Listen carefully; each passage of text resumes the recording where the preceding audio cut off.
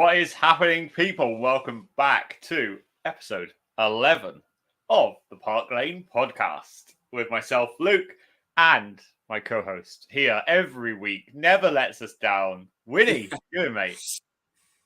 Oh, it's good to be here again, mate. You know, it's just we've got. I think we might have on the horizon a more positive pod this week, but we will see. We will see what happens, mate. I tell you what, like looking how the week could have gone and how it went, it would be rude not to be positive on this week's show. We do need to today. We need just positivity. And for me, Mr. Pessimistic, I'm going to try and be as positive as possible today.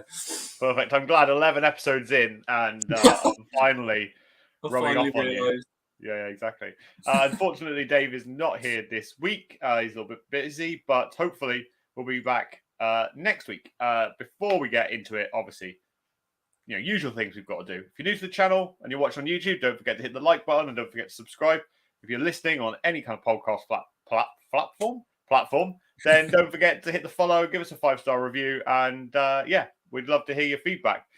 Big up to Kev from LFC Day Trippers. I was on their show last night, so if you haven't watched that video, make sure you go into their channel, smash the like button, and also subscribe to them as well.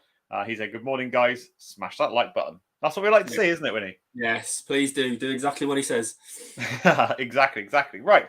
So, now we've got all that boring stuff out of the way, all the admin done. Let's crack on with another frantic week at Spurs. So, wow. I know. Do you know what? In this month of October, right? Well, it's obviously not anymore, but during the month of October, it was a very busy month, right? And it's going to be busy until pretty much, I don't know, January, February time. But it's hard to cast your mind all the way back to a week, isn't it? And think about all the football that Spurs have played and kind of try and dissect it. But I think we'll spend quite a bit of time today on the Liverpool preview. Yes. There's a lot of questions that I want to talk about with you. But let's cast our mind all the way back to away at Bournemouth last weekend. We sat here last week. We say all the way back, and it literally was a week ago. I know, that's how much has happened. We sat here and we were optimistic that this was going to be the turnaround for Spurs. This was going to ignite Spurs' season. And after 46 minutes, we're 2-0 down against Bournemouth. Oh, mate, it's. Do you know what? I am pessimistic, but there's always a part of me. There's a part inside of me that thinks, do you know what? It's okay. We'll turn it around. And I've always thought that with Spurs, because we always seem to be that team that can and has the ability to turn things around. It's just how far we let it go before we do that.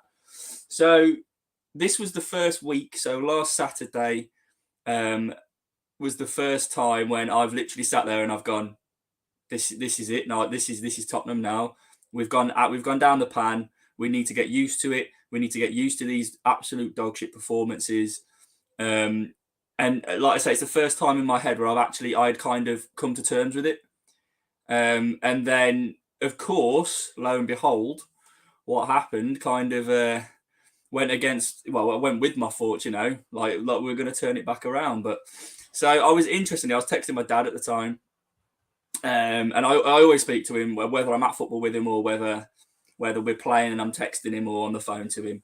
And he is very much pessimistic also. So he messaged me and said, 2-1. We're going to win this. And I was like, yeah, all right then, Dad. Yeah, fair enough. But what can I say? He was right, and I'm glad he was.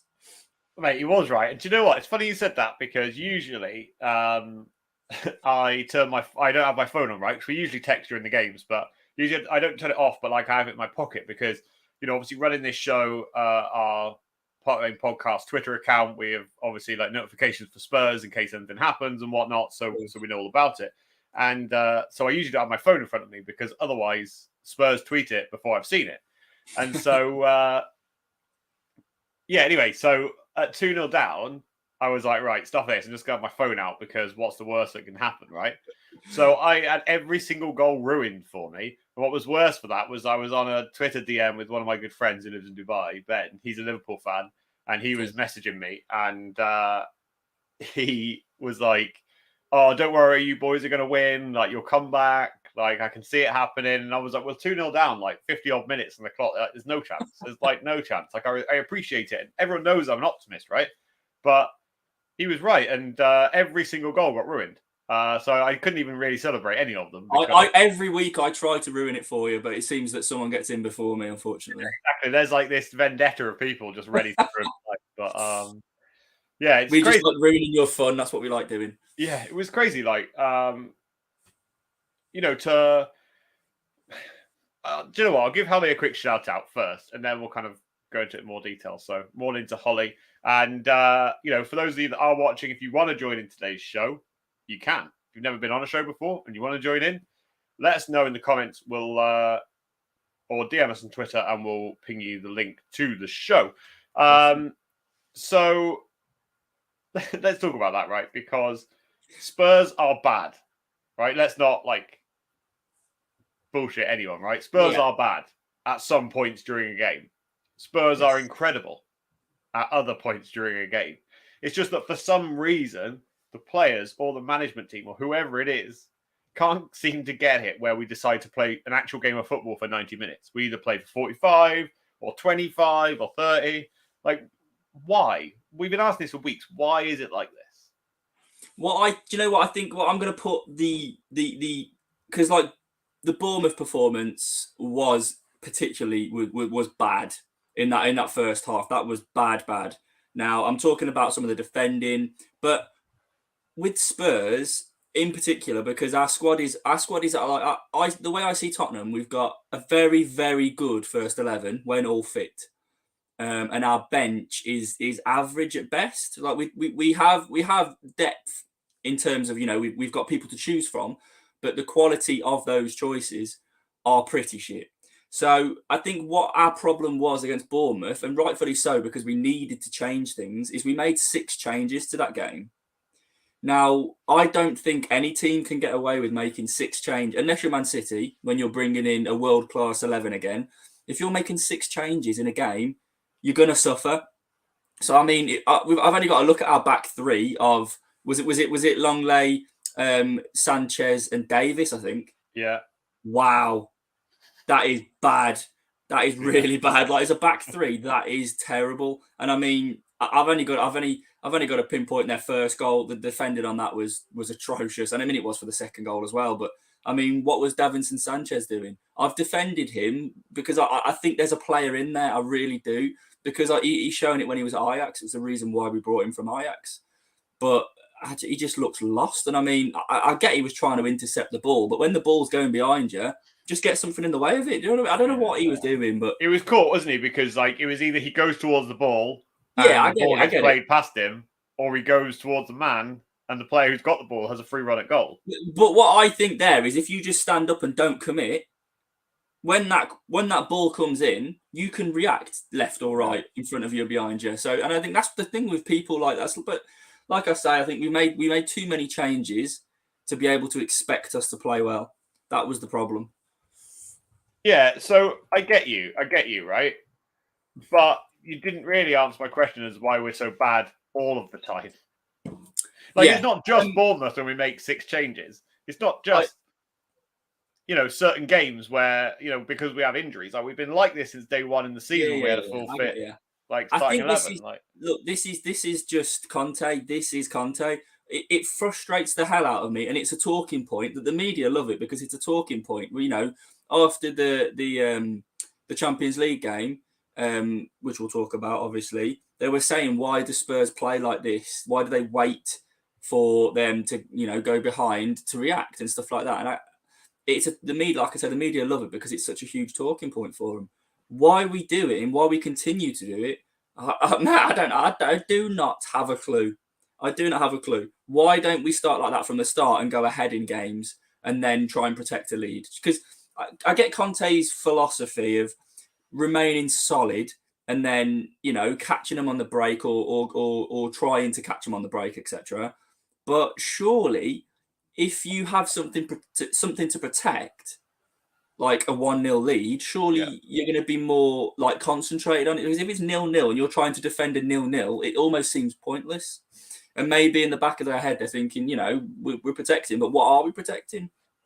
So I don't see why we don't go for it. Because we're capable. If we was to start from the off and press, we're quite capable of going 1-0 up in the first 15 minutes. Yeah, 100%. Easily. So I don't get, and it's a talking point. I'm sure we'll ask you what you think about it. But for me, I don't know why we don't do it. But what do you think? So I've got an analogy, right? And it references to sorry, I'm just reading Wes's comment. So Wes has said, Luke, can the Moussa Dembele fan club join? Well, they can indeed, my friend. So give me 2 secs, Wes, and I'll ping you the link on Twitter. But let me get this out of the way first, and then you can talk, and I can do that because I can't do things and talk at the same time. Anyway, so it references back to Antonio Conte's wild comments I don't know, maybe 3 weeks ago, when he said that Spurs were conserving energy until after the World Cup, right? And this is what it references to, because it seems to me like not all games, but some games, the first half is all about just containing, allowing teams to have the ball, allowing them to, spend energy to, really try and attack Spurs. Yeah. And then it leaves us fully fit and fully energized for the second half to be able to exploit teams in those areas. Okay. The problem happens, which happens 99% with Spurs, is we don't do that and we concede at least one. And then at that point, the other teams either defend, then do exactly what we've just done for the first half, but in the second half, or we don't ever kick into that second gear. So that's my kind of analogy on it, that, that it's all about being able to kind of exploit teams late on in games and, exploit frailties based on the fact that they've had to exert a lot of energy in the first half trying to break us down. That's my thoughts. I don't know what you think about that. It obviously works. I mean, because how many stoppage time winners have we got this season? We've had so many compared to how many we've had previous seasons. So what it is obviously working. But like I say, I think we just need to get used to it. What I will say is I think in Conte's defence, so this is Conte's philosophy. He is trying to stamp this philosophy on the football club. So it's not what we're used to. We're used to entertaining, attacking football. We may lose a game, but at least, we'll probably lose a game 5-4. That's the old Tottenham. This is a new Tottenham now.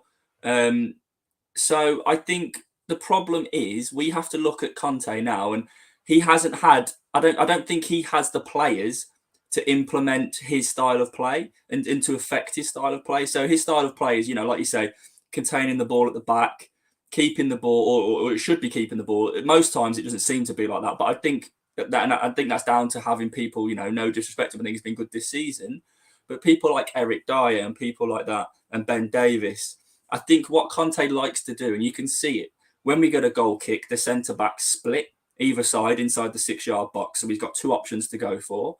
He picks the one option, let's say it's Eric Dyer. He will then ping it out to the fullback. We'll either come back and we'll wait for a gap to open. Now, I don't think we have the players to fully commit to his style of play, and I think that's the problem. So I'm hoping, I don't want to wish this season away because there's still a lot to play for, but I'm hoping by next season we'll have some new additions, even by January. I know it's a difficult window.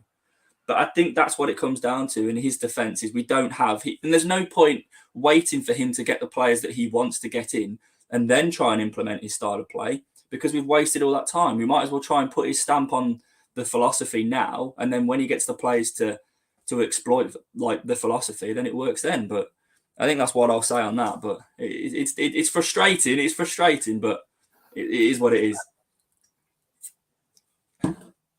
You're on mute, mate. Wes, hello. Hello. How you doing, mate? You're not working? I have got a impromptu kind of day off, but in my line of work, it's never a day off. It's either I'm out coaching or I'm doing admin. So I've got a bit of an admin day today. So this is your admin? Well, I'm a bit ahead, so I thought actually, and then I saw the Twitter post, and I was like, oh, because I'm a bit ahead, I thought I'd treat myself and come and say hello. Amazing, love it, amazing. So, Wes, do you want to jump on that question? Like, if you didn't hear, like, what are your thoughts on the fact of how slow we start in games, and why do we always do it? Why do they suddenly allow the shackles to come off at Spurs, and what's the kind of reason? Do you think? Do you know what it like? Obviously I go to games quite a lot, and it feels like we take our sweet time to almost just get into games and get a feel for the opponent.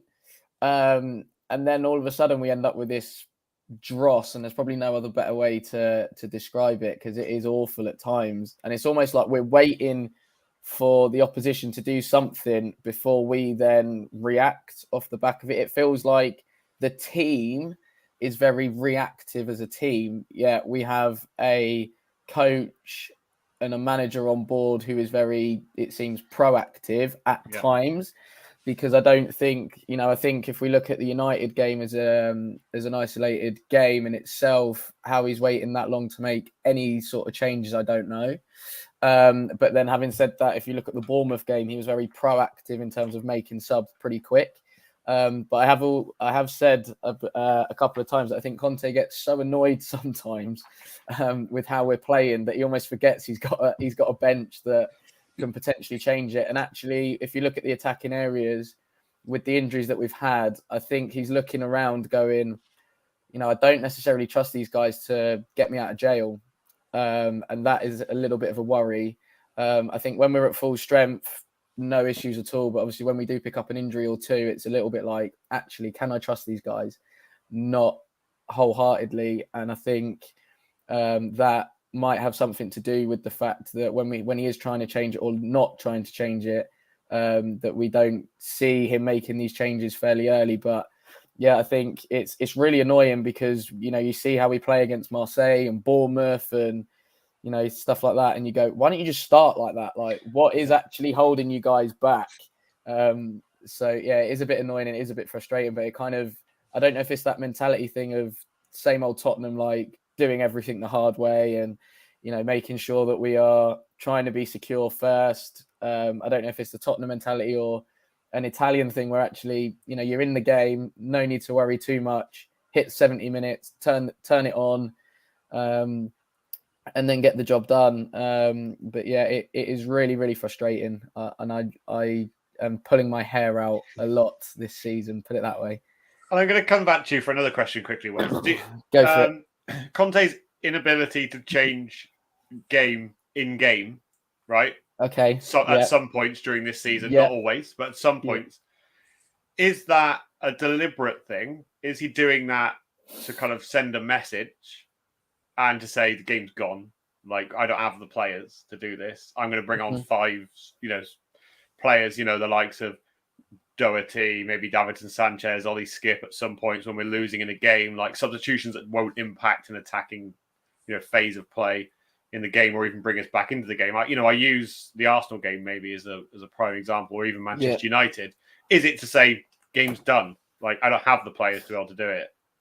I think that Arsenal one, I was unfortunately at the Emirates, and it was definitely a case of damage limitation. Let's keep it down to 3 because Arsenal could have seriously wiped the floor with us that day. As bad as we were, and it pains me to say it because I hate that lot because I am Tottenham, of course. But as painful as it is, they were really good, and it was almost every single attack they looked like they were going to score. So I just think in that particular game, Conte just went, you know what? Let's try and keep it down to 3. Try not to damage the goal difference too much because that could come into play and be very, very handy come the end of the season. So I think that one in particular was damage limitation. I think United game, I think actually, we probably got battered, probably apart from the first 10-15 minutes where we had a couple of moments. But other than that, I think that was about it. United have just absolutely murdered us.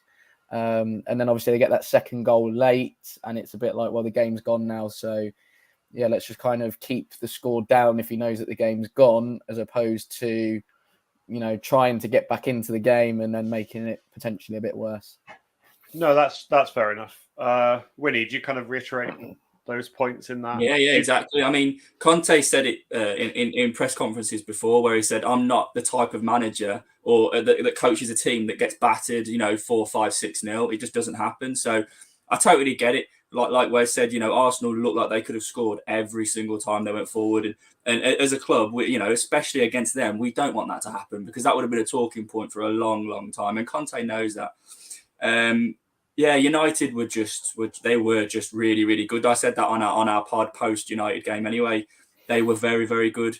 And I don't think there was much we could have done to stop them. I think, teams have good games, and unfortunately they executed their plan perfectly. But yeah, I think and I think Eric Dyer and I think Højbjerg said it as well. If you're gonna play that way, or if you can't win, just make sure you don't get beat. And that's why we try. I think that's why we see us holding on to it's 0-0. We're not going for it. Maybe we don't want to take that risk. And like I say, I think we want to just hold on to what we've got, even if it is only a draw. I think that is just the Conte philosophy. Yeah, it's not very exciting for us, though, is it? No, it's not. But if it brings a trophy, will I complain? No, I won't. No, exactly. Right, Wes, if you're okay to stay for a few more minutes, then I want to talk Champions League. And I know, exactly. I want to switch it up. Let's do it. Switch it up and talk Champions League, because I was texting Wynnie during the game, and we're sending pictures of the Champions League group table changing every 5 minutes. At one point, Sporting were going through with Marseille. At one point, Spurs were going through with Sporting. And then come the end of the game, it was looking like Frankfurt were going to top the group and Spurs are going to come second, until Højbjerg rifles in a shot in the last minute and we win the group. Let's go back to that first half, right? Because we look at it as Spurs fans and we see 3, 4 ex-Arsenal players in the squad, and you look at it and you think, this is just going to be another one of those days in which every Arsenal fan comes out from underneath their rock, supports players in which they ousted out of their club and exiled from their club, yet they bring them back and put them under their wing, for another game because it's against Spurs, Wes. And that first half was probably one of the worst first halves of football I've ever seen. Especially under Conte. I'm not going to say that is a one-off. I would like to think it is, but I was at the Bournemouth game and that was pretty dross. That was pretty dire. So honestly, I mean, I was going through that particular game with the caretaker at the school that I work at, because he's a gooner. So he walked in and then I just said hello, the next day. So I was going through it with him, and genuinely, the cliche, you can't make 3 passes. I don't even think we could make 1. It was genuinely that bad. We were awful. And I think, Kane has come out and said afterwards that Lloris, Ryan Mason, and is it Stellini, the assistant coach, kind of all took the team talk, a few words said, and then we get the second half like we do, and it was almost like, wow, like they've definitely had a rocket. And I know for a fact that I wouldn't want to be on the end of one under Conte. So despite the fact there's probably 3, and then I would also imagine Kane, Dyer to a certain degree as well, having a few words in that changing room and going, look, lads, this is not good enough. Like, we need to sort it out. But that first half was, I think every Spurs fan was literally just going, what is this? This is going to be a very, very long night. And especially when they scored as well, I think we were all sort of fearing the worst at that point because of the way they played. They got the crowd on side very, very quickly. And I think our job effectively was to quieten them down and just not give them anything. I don't know if we actually played for the draw in that first half, and then it was like, right, we haven't got anything to lose, we might as well just go for it. If we pick up a goal, fabulous, we know we're through, but then obviously to nick it and win it late was just even better and even sweeter. I'm going to let Wynnie talk about this to start with, because I know that you'll need a couple of minutes to discuss this, Wes. But I want to talk about kind of releasing Rodrigo Bentancur, Wynnie, in the second half, because he seemed to just be allowed to, I don't know, he seemed like someone put a rocket up his ass. Do you know what I mean? Like, because I tell you what, I've never seen the guy run so fast in my life. Mate, What I mean, I don't need to talk about my admiration for this guy because he is phenomenal. I'll be honest, I knew he was a baller. I didn't know he was this good.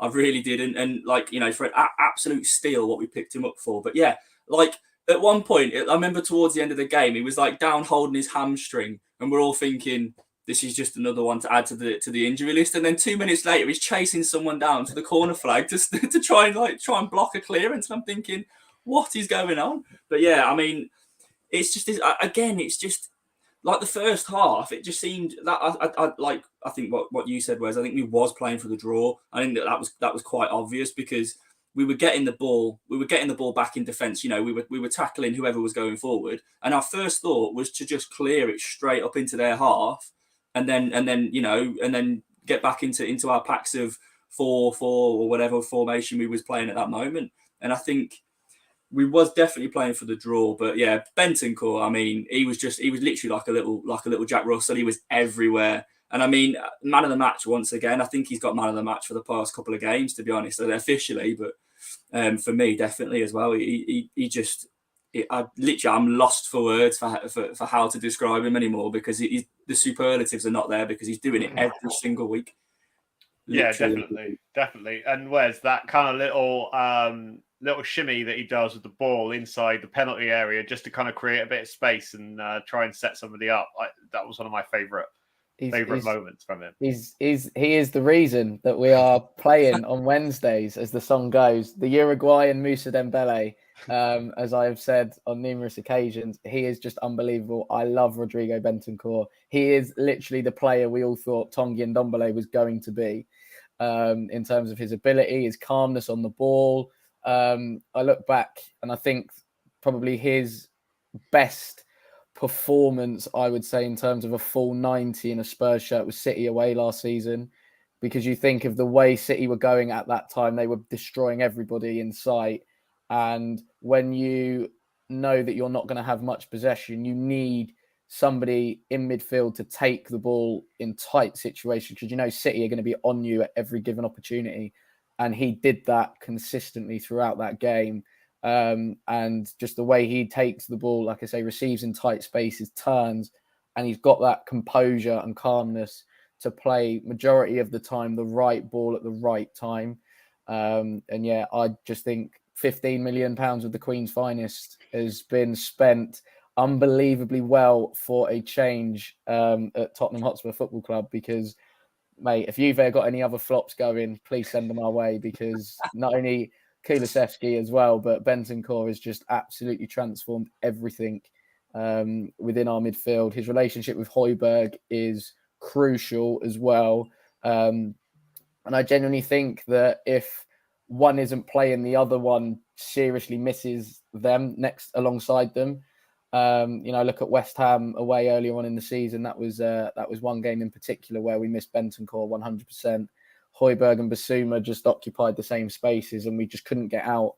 But yeah, what a guy, what a man. The only downside I have about him, though, is the winner at Bournemouth. He goes the opposite side to the away end, and it was absolute carnage in that away end. It's just like, no, just come over this way, win the away end, lap it all up. But no, he goes to the other side of the ground where nobody can really see him. To be honest, the thing is, I think sometimes it must be really difficult for footballers to actually know where the away end is. But I think at Bournemouth, it's relatively straightforward. I mean, the ground's absolutely tiny, so just have a little look round and go, "Oh, we're over there, right? Okay." Fair enough. Yeah, I think I'm with Wynnie. Really, the words are just not there to say anything more about the Uruguayan Moussa Dembele. And lastly, before we move on to Liverpool, because we've got Kev from LFC Day Trippers waiting in the wings, but I want to talk about last minute of the game. Okay, Højbjerg is running through. Brian Hill is to his left, from what I can remember, and there's a defender kind of in the middle. I don't know about you boys, but I was screaming for him to lay the ball off. I was screaming for him to just lay the ball off, and it's an easy finish for Brian Hill. But I tell you what, he proved me wrong, and he absolutely leathered it into the far corner. And I've never seen him strike a ball as good in my life, I wouldn't say. I think it was absolutely incredible. But Wynnie, what were your kind of thoughts in the last minute? People will say, "Oh, well done for cheering, winning against Marseille and all this other bullshit that happens, right? But to get, where Spurs are playing and how they're playing, to sit third in the Premier League, to sit top of the Champions League group, to be in the knockout stages, is definitely a good achievement, isn't it?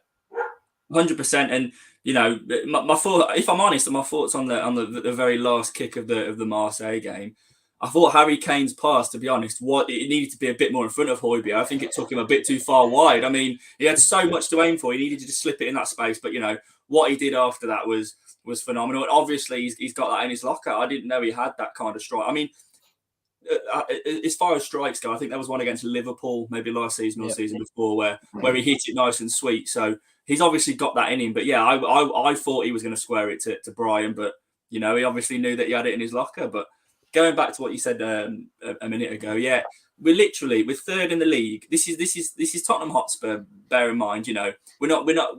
Previously, we have been at the top of the league, but we used to like lingering round about 5th and 6th, and then making a push. So we are third in the league, and we are through to the knockouts of the Champions League. Now, if that's what it takes, playing shit, then do you know what? Let's continue to do it. It may not be great on the eye, but do you know what? For where we're sitting, I don't think anyone can say anything against it, other than boring Tottenham. Yeah, fair enough, but the league does not lie. It's as simple as that. It may not be pretty football, but it is effective. Yeah, definitely. I think you've hit the nail on the head. Wes, what are your thoughts? Kind of last kick of the game. I'm saying corner flag it, to be honest. Just corner flag. There's your coaching head on, isn't it? The job is done. Like in-game management, manage the game. Just run to the corner flag. But yeah, I think I was a bit like you, Wynnie. I was actually thinking Kane's pass. I'm thinking, oh no, he's taking him too wide. So that was even more of a reason for him to go to the corner flag. But I think that goal is, I mean, the strike itself is absolutely brilliant, but I think in terms of the actual goal itself, it's a really, really important goal. When you look at some of the teams that we have now avoided in the next round of the Champions League, obviously we won't be playing the likes of Real Madrid or Bayern Munich or anything like that. I think the only couple of teams I think that we've got to potentially fear is perhaps PSG. That's the one you really want to avoid, because I don't think any Spurs fan wants to see Messi, Neymar and Mbappe up against Emerson Royale. But yeah, and I think maybe Dortmund as well, although I think Dortmund are a little bit inconsistent. So I think that will be a really good game. But I think, again, it's one that you would ideally want to avoid if you can help it. But yeah, like I say, I was screaming for Højbjerg to just corner flag it and for us literally just to get through at that stage. But the fact he's put one in the top corner and sent us top of the group was even better. Yeah, definitely, especially after seeing, nothing sweeter than a Højbjerg last-minute goal. But what kind of maybe does top that is a Kolasinac I was going to say header. Yeah. Missed to mean that we don't even get knocked out. So look, it's a good time. Look, as you say, Wynnie, like Spurs aren't playing amazing football, but we are still getting the job done, and that kind of like as a nice segue into tomorrow's game, which is why I'll bring in Kev from LFC Dataless. Kev, how you doing, mate? A bit bedhead at the minute still, but long night after we wrapped up last night. It was just like another 3 hours and too much FIFA, not enough sleep. My own fault. Amazing. No point in crying about it. We're up, no, man. Mate. I tell you what, big up to you, because I was straight in bed as soon as we finished last night. So, look, no, it was a good show last night. Really enjoyed it. Looking forward to tomorrow. Not looking forward to today though. 3:00's nothing, and 5:30 Everton Leicester. Today's the definite day to go and start your Christmas shopping early. Take the missus out. Take the missus out today and say, look, I'll take care of you today. We'll go out for lunch. And she'll be like, yeah, but normally Saturdays you're doing this, you're doing that. You're like, no. This is all about you. This will leave you alone tomorrow. You'll be great. Exactly. Get loads of brownie points for exactly. Build them up for what's to come. Yeah, what a terrible game, Wynnie. That is at 5:30. That's like probably like terrible football FC, isn't it? Leicester. I literally looked at before we came on here. I thought I looked at a quick look at on live score, and I thought, what are the fixtures today? There's bound to normally, the early or the late one is normally a good fixture. And I looked and I was like, what am I going to do with myself today? What are these fixtures? I mean, I have to look after I'll your kid. Probably sit down and watch one of them. I don't know, but I'm probably less inclined to, because it doesn't look like a good day of football. But like we say, tomorrow's the day, so I'm going to be looking for the Bundesliga to hopefully throw up some entertainment at some point during the day. So it's all about South Shields versus Forest Green in the FA Cup. Early kickoff. Forest Green. Okay. That, not far from my hometown, Forest Green. The El Glostico, they call it, when it's Forest Green versus Cheltenham. Yeah, because I was living in Bristol for a long time, and Forest Green Rovers was a go-to pre-season game for Bristol City. So that was it. Nice.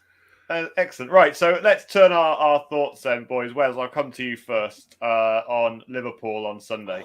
It's always a tough game. It's always tricky against Liverpool. The quality that Liverpool have within their team, quality of their manager.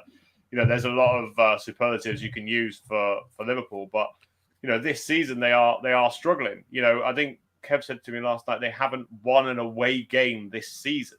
Is that right, Kev? Yeah, that's right. We haven't won away in the league.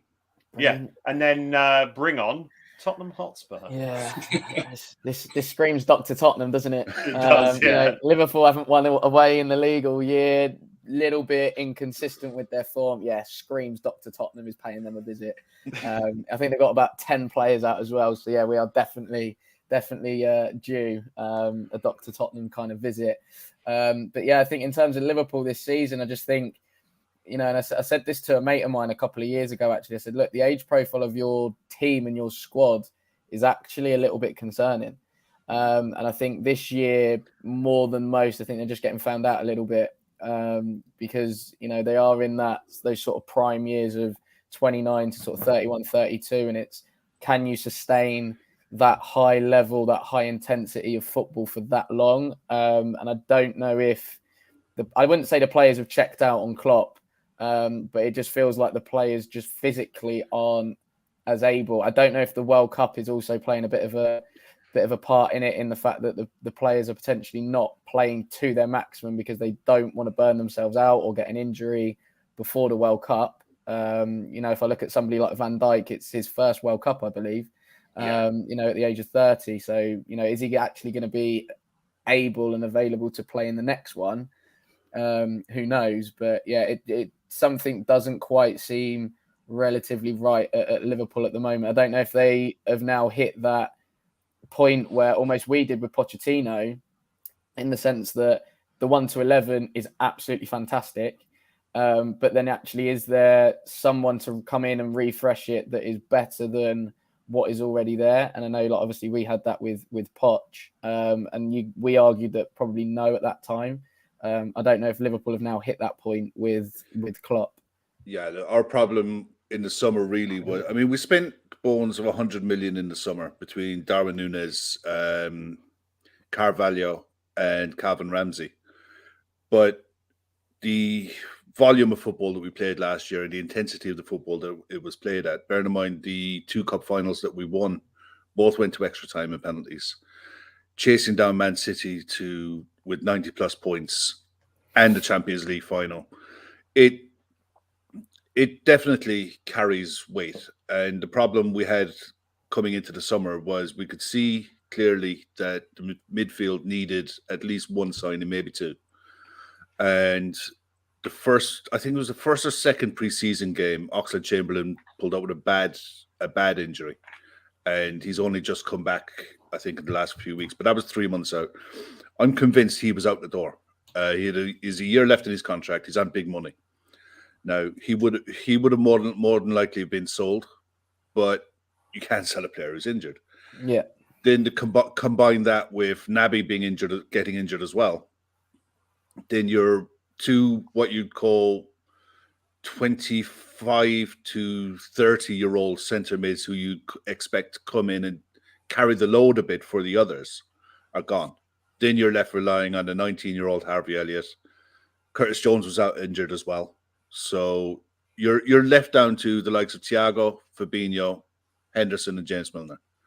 So it was 4 into 3, and then you start the season.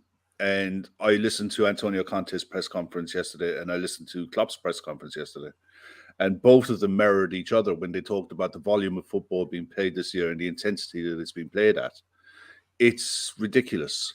They talk about player welfare. It's a joke. It's a headline. They don't give a shit about players. They're just meat and the product, and push them out, sell tickets, push them out, sell TV. That's all they care about. And then you see the injuries piling up. I mean, Son was unfortunate because it was an impact injury, but you're seeing it at Spurs now. The amount of muscle injuries players are getting that ordinarily at this time of the season just don't happen.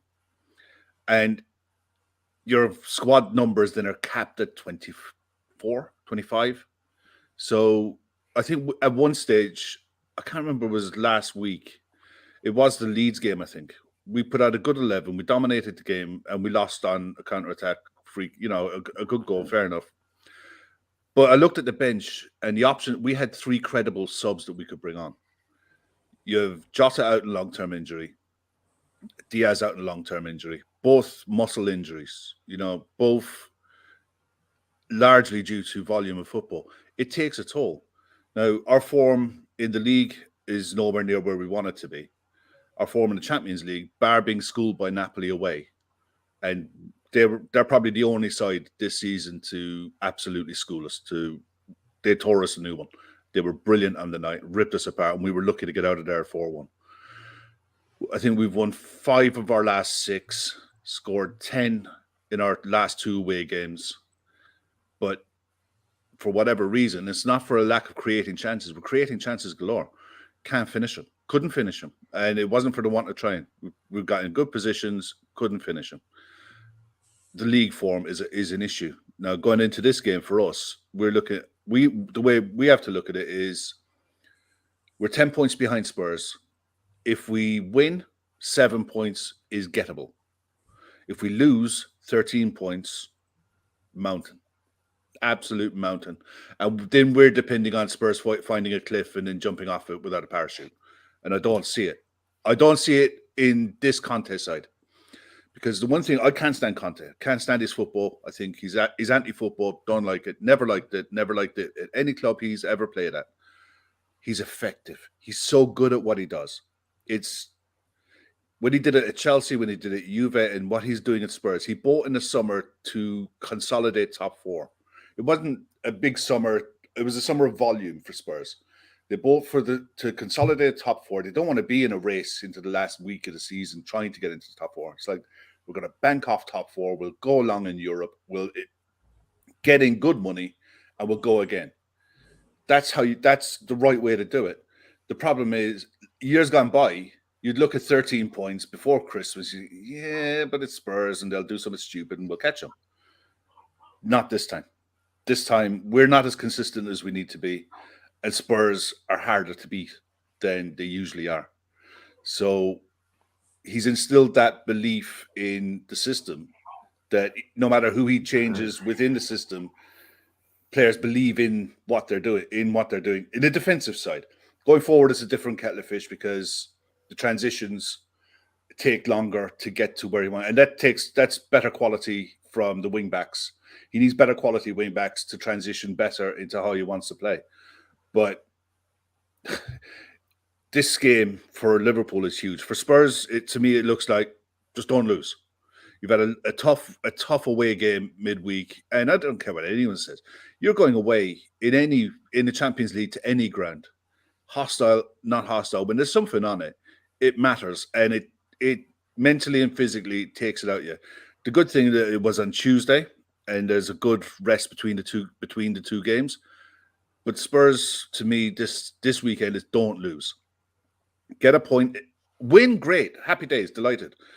Don't lose. If you don't lose, maintain the gap, because we were saying last night, this season, I think more than any other season, the games between the traditional top 6 could determine Champions League spots. Because I don't see sides aren't like dropping silly points this season. They're dropping points against each other. Yeah. And that could matter towards the end of the season. But this Sunday is huge. It's huge for us. And we're lucky in a way that our core 11 is fine. We have 1 or 2 subs that will be okay to bring on that could affect the game. But we're at bare bones levels now. we've too many players coming back from injury that aren't like you guys got to have it with Kulusevski. They might be available. They're not. You know what I mean? They're nowhere near. Kulusevski's been out for us for a long time. It's got to take him minutes in his legs to get back to where he was. We're the same with Ox, with Curtis Jones to a point. Curtis had one start in his preferred position, I think, in a year and a half. You know, it's just not enough. And this weekend, I'm looking forward to it. I'm dreading it because I think it's going to be one of those games that's going to be. It's not going to be. Although the intensity will make it a good game to watch. The intensity that the game is played at will make it a really interesting watch because the one thing that you can guarantee with any Klopp side, he'll force you to play at an intensity, and it's going to be up to Spurs to match it. But then it's up to us to move the ball fast, and that's the one thing, especially in first halves of games when we've been going behind more often than not, we haven't moved the ball quickly enough, and that doesn't matter who's playing. That's fear. That's a have what you hold attitude. Please don't score. You know, please don't concede. That mental block is still there in the league games, and until we get over that, we're going to be struggling to get into. I mean, I think we have enough quality to get into the top four, provided we have a bit of luck with injuries for the second half, and people come back from the World Cup healthy. But it's going to be a massive test of this squad. You're right in what you're saying about I know I'm rambling on, but you're right in what you were saying about the age profile. We don't have a central midfielder aged between 23 and 28. We future-proofed the squad really well. Ibu Konate coming in, Trent's 23, Gomez is 24, you know, Tsimikas 25, Jota's 25, Diaz 22, Carvalho's 19, Harvey's 20, you know, but that middle gap is where our owners have dropped the ball. They weren't ruthless enough when we were flying high. They should have turned over players, and you were right about Klopp with the intensity that he plays at. There's only so much the legs of players can give you. Fabinho is the prime example. He is not anywhere near the player that he was 2 years ago.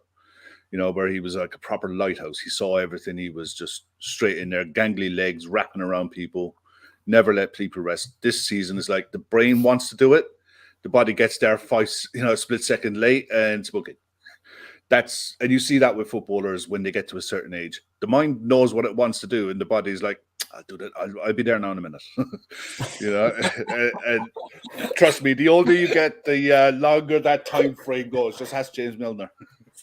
One more quick question, Kev, because only because you touched on it there, and you can make it as long or short as you like. But do you think, and it's a tough question to ask now, I'm just asking it as hypothetically, but do you think not finishing top four and outside the top four would be a benefit in terms of giving the owners of Liverpool a kick up the arse to say, now we need to spend and we need to bring in the likes of Jude Bellingham, Declan Rice, somebody like that in the midfield that can, you know, transform that midfield and actually spend that money? I get where you're coming from. That it's a thought process out there. I don't. The reason being, they've been around Liverpool now for a long time. It's not like they're newbie owners. You know, you could get away with saying something like that when we were 8th, trying to get into the top four. Yeah. You know, if we just missed out, you go big because this is the jump you need to make. We know the level that's required. We know what it's like to have to chase, you know, Asterix FC down with 97 points. And the difference between the clubs has always been Pep could turn around and bring on a 45 million centre half when things are, you know, if he wants to see a game out, and that was his 4th or 5th choice. You know, we can't do that. The owners have always said you can spend what you earn, and you go through. Swiss Ramble on Twitter is probably one of the best accounts out there for football financials. Anytime the accounts for Liverpool are released, the figures are there for everyone to see. They don't take a dividend from the club. They don't take a penny out of the club. Every single thing is reinvested back in. Now, people talk about the stadium and all of that. Yeah, they've redeveloped Anfield. They've built a new training centre. All of that paid for with loans from FSG, interest-free, rather than having to go to banks, but paid back from income. Will it not qualifying for the Champions League be a problem? No, for 1 year. We could probably sustain it for 1 year.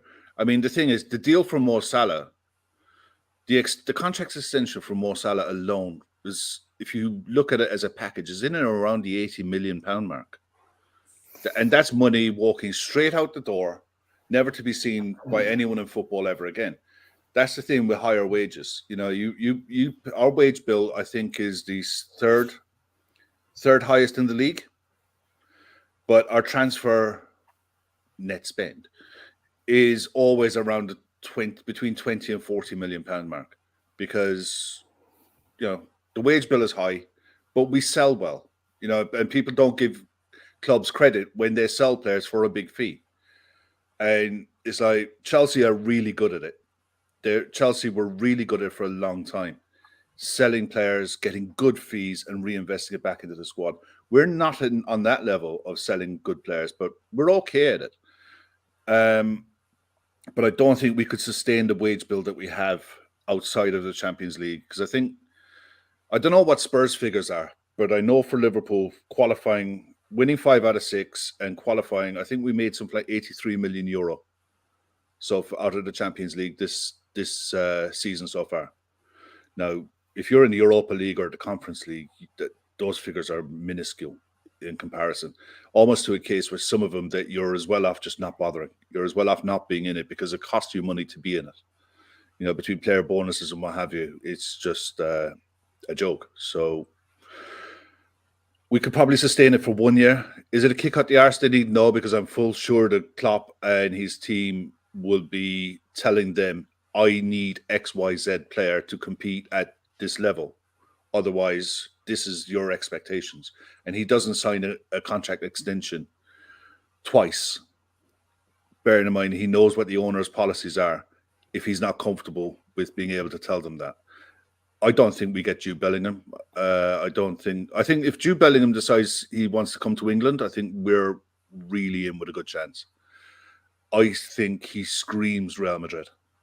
He absolutely screams Real Madrid for the pure and simple reason you got Camavinga, you've got Tchouaméni, you've got Modric about to go. You bring in a Jude Bellingham, replace him with Modric. That's Real Madrid's midfield knocked off with Valverde for the next decade, and that's just the way they run, you know. And Real Madrid are the biggest club in the world. If Real Madrid come calling, they don't call twice. So if they come calling for him, I'd be amazed if he doesn't go. I don't think he moves for money. That's one thing I will say. I don't think he moves for money. He goes to Dortmund to play, not for money. He goes to Dortmund to develop his career. And I think more and more people have followed that lead. And I hope more and more young players do. But yeah, I don't think he goes for money, but he screams Real Madrid. Absolutely screams Real Madrid. Declan Rice, I think, screams Chelsea. Yeah. I've never thought about that Jude Bellingham analogy, but I definitely agree with it. And I think that you're right. You know, he seems like a sensible lad with a sensible head on his shoulders, you know, looking at the move that he made at a young age to go to Dortmund, to gain football experience, to, you know, excel in his career, you know, in a setting that he thought wasn't possible in the UK. So, no, that's absolutely brilliant. I want to ask the Spurs boys quickly. Quick question. It's just a quick one-word answer. But we'll start with you, Wynnie. Do you take a draw right now? Yes. Wes? 100%. There we go. That's what I said last night as well. When, he was there. I said, let's turn all the lights off. Let's just shut the doors. Let's not even play the game, and let's just walk away with the point. Yeah, walk away with the point, because Wynnie, it's you know, as much as Kev has said about Liverpool, you know, and what's happening at Liverpool, it's still our record against Liverpool, you know, bar the big win we had against them at Wembley. That was literally going to say, yeah. And that scene, I spoke to my friend who's a Liverpool fan, and he said that was the turning point for Liverpool was that Wembley game when I think they looked at it and gone, this can't happen. We need to do something, and that kind of transformed Liverpool from that moment. It was like the stepping stone. So our record against Liverpool, home and away, is terrible, and that's why just going into the game tomorrow, I'm thinking, please just don't lose. And like what Kev said, we need to match them. It's up to us to match their intensity. And do I think we can do it? I don't know. If we go by recent performances, I don't think we can. And I fear that we may have another Arsenal, Man United game on our hands. I hope I'm wrong. But I think, like I say, our record speaks for itself. And like Wes said, it screams Dr. Tottenham. I absolutely hate Dr. Tottenham, but it screams Dr. Tottenham, unfortunately. But yeah, give me a draw right now. I will take it straight away. Perfect. And Wes, let's talk about some injuries, because Kev did touch on it as well, with how many injuries that Liverpool have. But Spurs have a lot of key injuries at the moment, don't they? I'll run through some of them for those that don't know.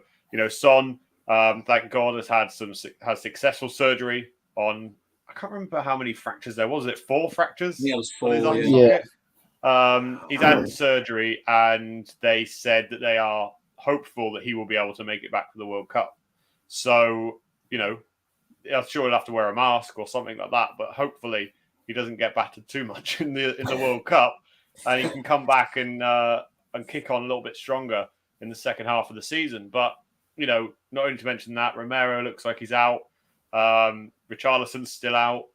Kulusevski, they say that he is fit, but that doesn't mean anything. I saw the video clip of him running the other week half time, and to me didn't look comfortable. That didn't look like a comfortable run to me.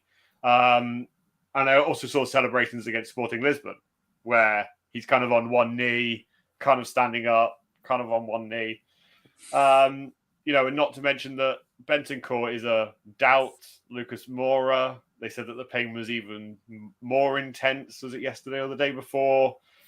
Like, we talked about it last night on Day Trippers, but that leaves Harry Kane up top.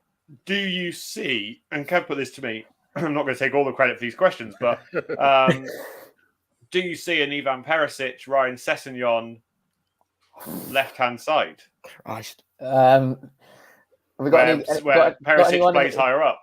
Got anyone in the 23s we can promote, by the way? I mean, obviously, that's why you have an academy. Yeah, these injuries. Although having said that, Richarlison was pretty much a ball boy for the Sporting Lisbon game.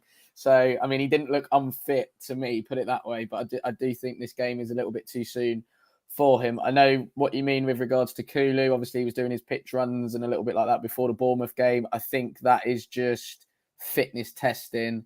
Listen, if Kulusevski is fit and if there is any chance that he can play, I think he plays. I would really like to see Bryan Hill given a go, because actually I think when he has come onto the pitch, he's looked relatively decent. And for a young player, obviously he was 21 when he came over here. Like, you got to look at it like, how many 21-year-olds in the world would be able to move to a new country, different language, driving on the other side of the road, the food is completely different. Like, all of these human things that we just kind of take for granted because they're footballers, but they are still human at the end of the day. So I wouldn't mind to see Bryan Hill. I think he offers something different as well within our front line. I mean, I'd love to have seen Richarlison just do Richarlison things against Liverpool, because he would have absolutely loved nothing more than to just be his usual self, I think, against Liverpool as well. But yeah, like I said, I think this game is too soon for him. Kuti is going to be a huge miss. But I don't know if the Bournemouth game was the final straw for somebody like Davinson Sanchez, because he was absolutely terrible. And yeah, I don't know if we'll see majority of the team that played in the week against Marseille. Obviously, it might have to be a couple of changes up top. I think Ki Sung-young, the ex-Swansea midfielder, had said that I think Sonny does want to play with a mask and he wants to be fit literally for the next available game that he can.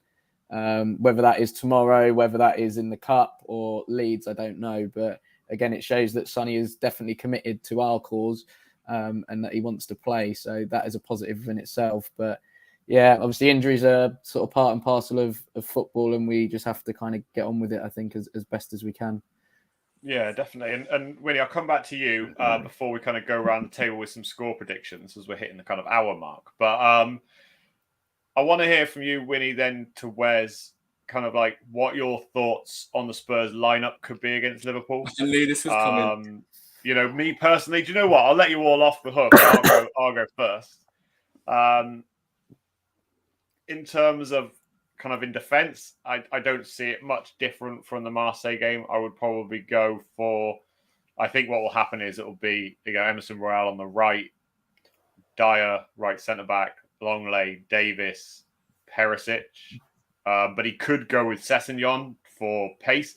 The only benefit that I can see in having Sessegnon at left wing-back and Perisic at left wing is that it gives the ability for both players to double up on the likes of Mo Salah.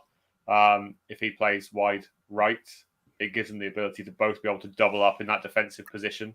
Ben Davies can also step across and defend on that side should we need it. But the concerning side is more the right-hand side, which is why I probably see the likes of Eric Dyer playing there. Midfield, if Bentancur is fit, I don't know whether we'll go for a 2 or 3. If we go for a 3, I think it'll be Skip, Højbjerg, and Bentancur. If we go for a 2, probably just Bentancur and Højbjerg. And then I would like to see, actually, do you know what I'd like to see? Perisic, Kane, Hill, and see how that gets on. But more than likely, I think they'll start with Lucas, even if he gets half an hour, 45 minutes, because I think he trusts him more than Brian Hill with the experience. But Winnie, quickly to you. So I will keep it brief. This is the first time where I've not got a clue. I've not got a clue what he's going to do. Like normally you can kind of predict what kind of formation would play, who, personnel, but I have no idea, mate. So what I would like to see is like the exact same defence as you said. I wouldn't put Emerson Royale in there, but he will be in there. I think we would go, I'd like to see the 2 in midfield and then 3 up top. So I'd like to see Perisic at left wing, like you said, the exact same front 3 as you said. I'd love to see Perisic, Kane, and Hill. Won't happen at all. Like you say, having Perisic as left wing would be good to double up on Mo Salah again. Exactly what you said was spot on. I think we will go 3 in midfield, and I think it will be probably. I think if Bentancur's fit, I think the message was that he was going to be fit. So I think it'll be Bentancur, Højbjerg, and Basuma. And I think he'll go Kane and Lucas up top as a 2, and that's what he'll go for. So, I mean, it's far from what I'd go for, but I think that's what he'll go for: the 3 midfield and then Kane and Lucas up top. Wes, you're the tactician. You're the football coach. I'm going to go with what I want to begin with. So yeah, obviously Hugo will be in net. I think Dyer, Longley, and Davis as a back 3. I would really like to see Matt Doherty play because I've had enough of Emerson Royale.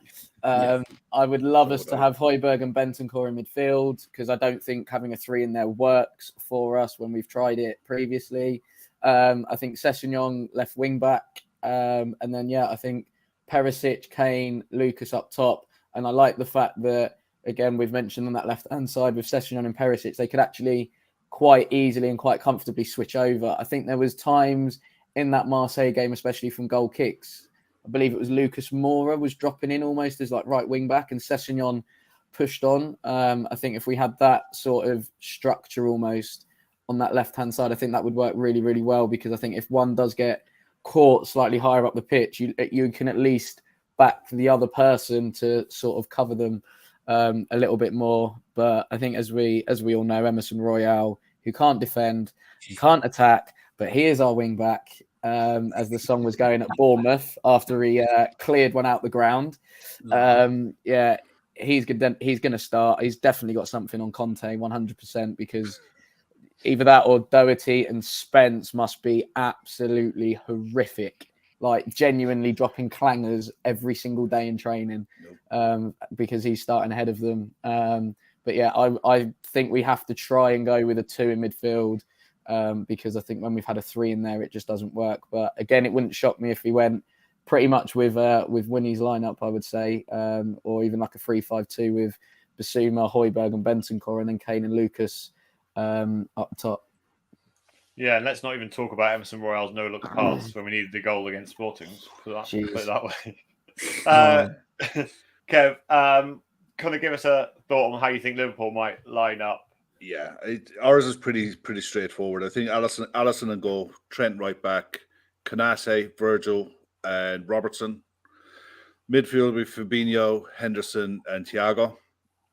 And up front, I hope we go with this, is Darwin on the left, Bobby in the false nine, and Salah on the right. Now, when I was saying to you last night about your left-hand side, it's not so much to double up on Mo Salah. It's Ivan Perisic is a technically brilliant footballer. He's got a great brain. He gets out to Trent. He stops Trent at source. He doesn't allow him to get his head up and whip balls in, because Darwin will be banging in from the far post. And that's where more the danger is than Mo. Spurs have always done well against Salah, containing him on the left-hand side. That 5-back system, especially if you've got someone who plays left wing back whose strong foot is their right foot. Salah's right foot is for standing on,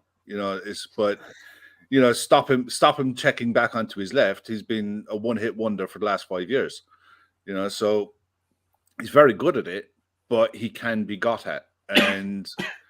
But having someone like Perisic who can get out to Trent and stop that ball coming in from wide from him is one thing. On our left, if Darwin plays, the agent of chaos, he just attracts everything. Everything around him is just something happens. And Klopp, I think, will probably go with Curtis Jones because he done nothing wrong. He was good, but Darwin offers you that X factor. And I think if you've got Emerson Royal or Matt Doherty, I don't care who your wing back is, to be honest.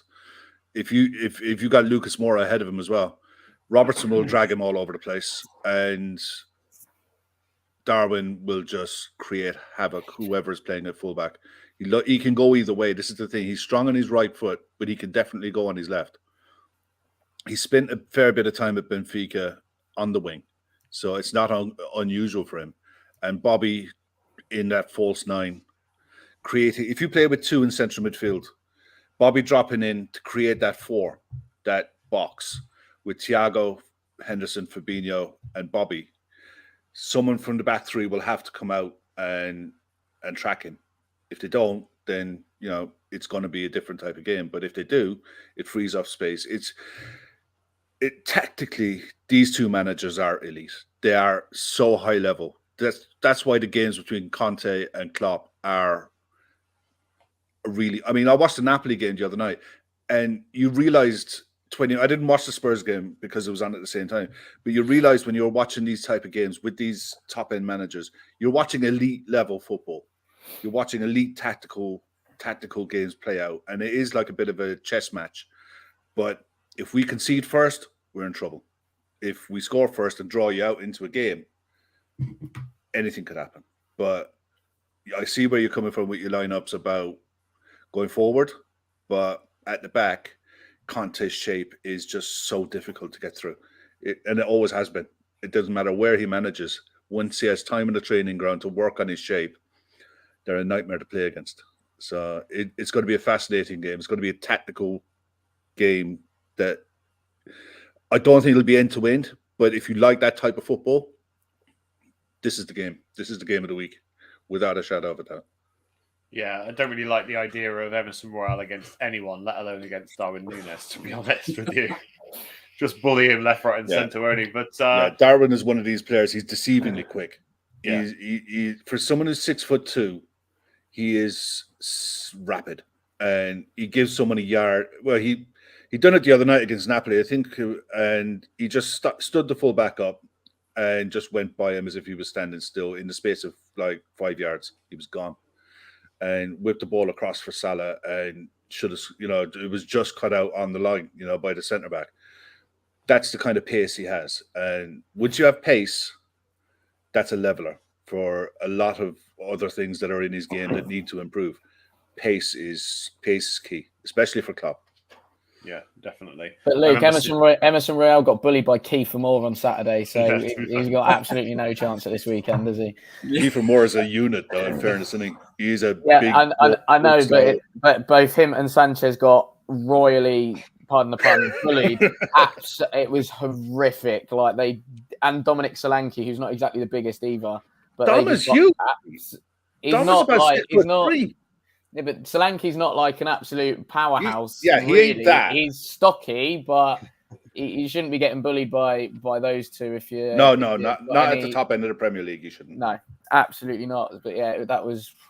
I think we cheered when Emerson Royale got taken off. That's how bad he was. Oh no! I mean, look, I love Matt Doherty. I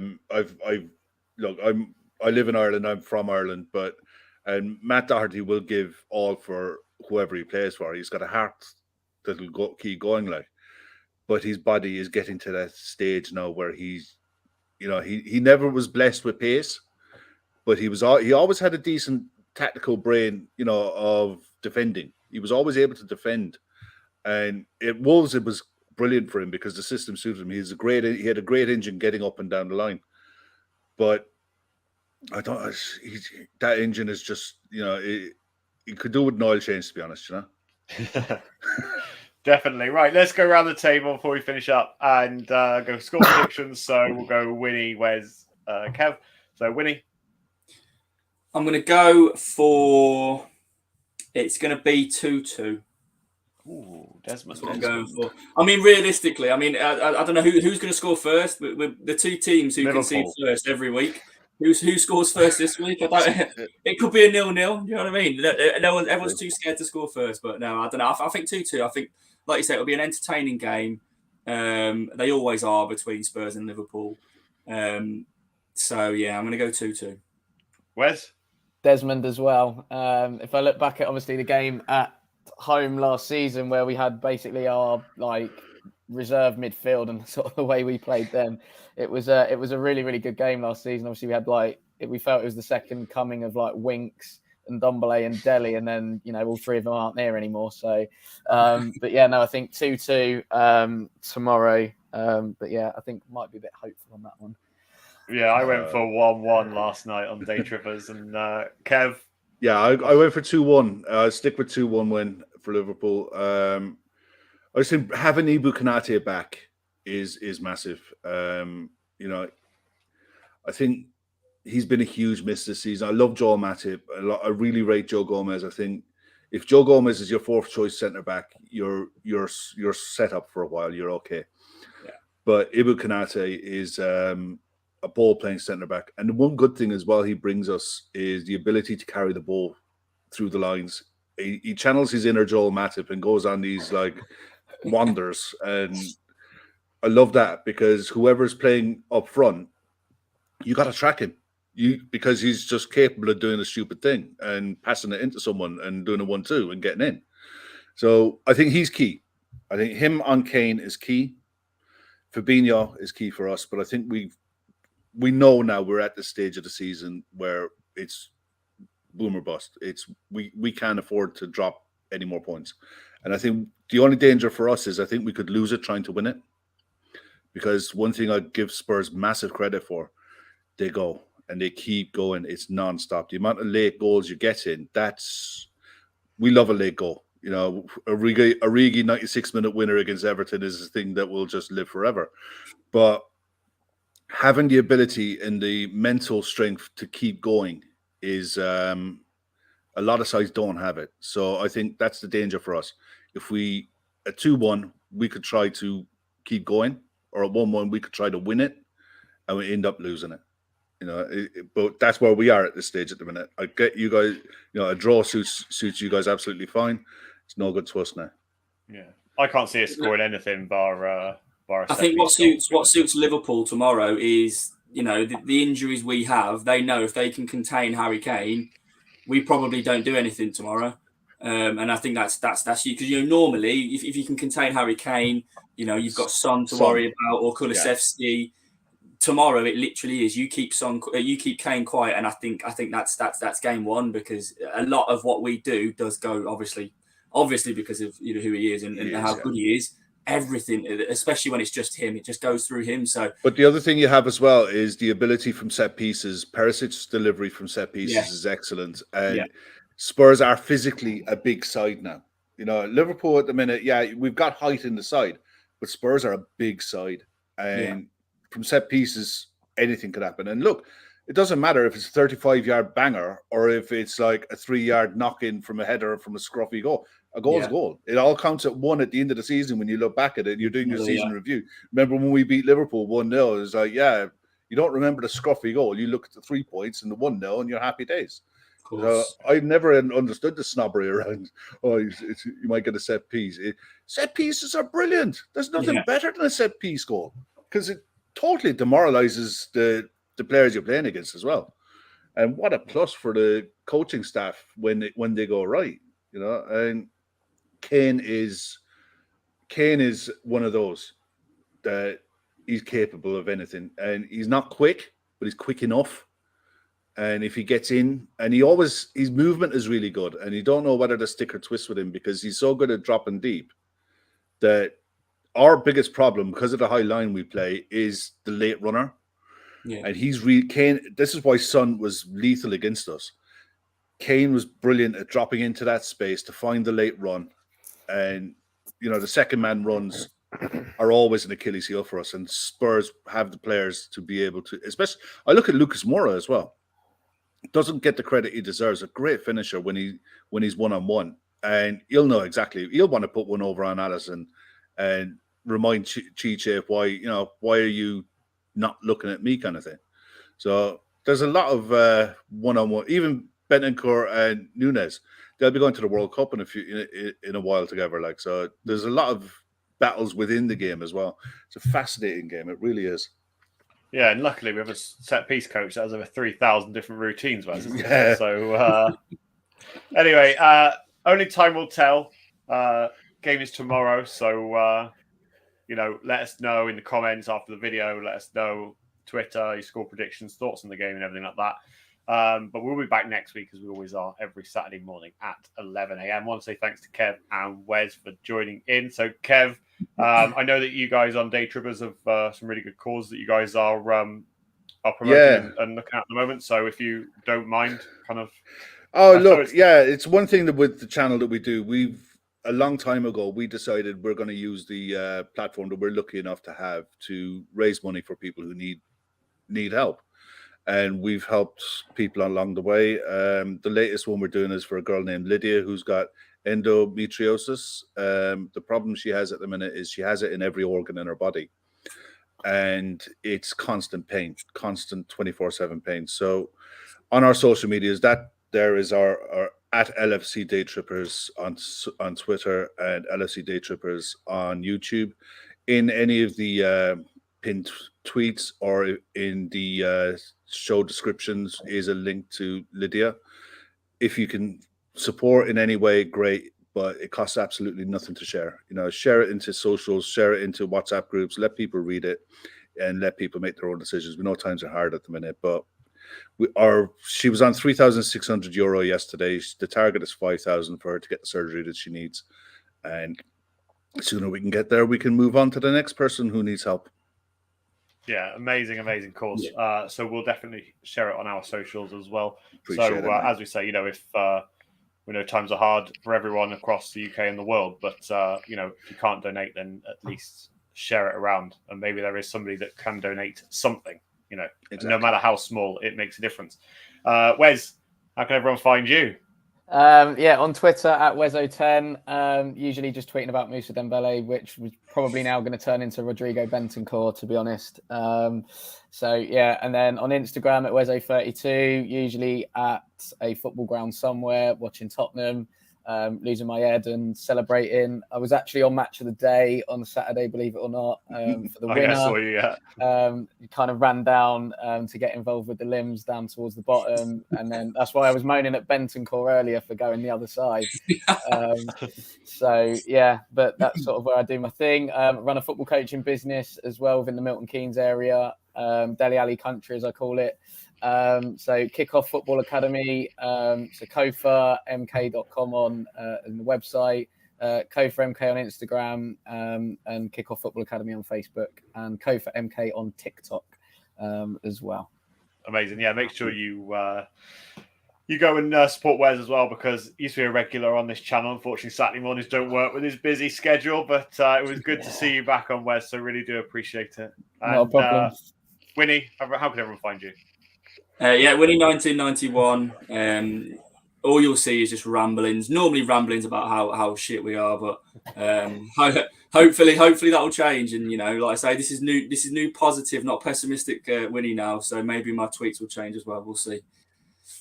Perfect. And you can catch Wynnie pretty much every week on the Park Lane podcast. Yeah. And hopefully Dave will be back next week. You can follow me if you like at Luke_Park Lane podcast. But more importantly, go follow these guys. Get involved in the day trip. It's not always all about Liverpool. Last night they do football roundup as well. So talk about all the. Got some really good random chats as well.